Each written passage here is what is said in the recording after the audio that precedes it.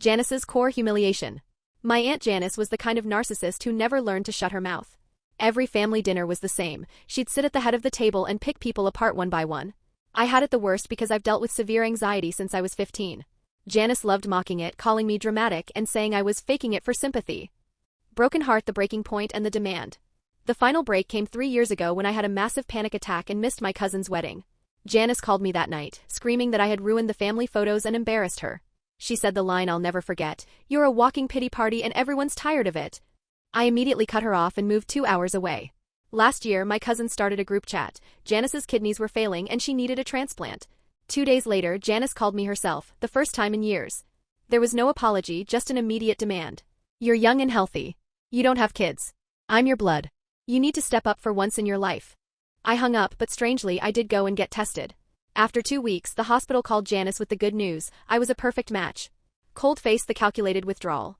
Janice didn't know that right before they called her. I called them back and withdrew my donation. I cited my reason as medical, that the stress would destroy my mental health and prevent proper recovery, which was partially true. However, the decision was my ultimate act of revenge. The family group chat exploded, calling me selfish and cruel. Janice left me a shaky, sharp voicemail: "You'll regret this. Everyone will know who you really are. You're just as weak as I always said." Chart decreasing, the humbling. I listened to that voicemail twice, then forwarded it straight to the hospital ethics board. Because transplant programs take coercion seriously, they immediately launched an investigation.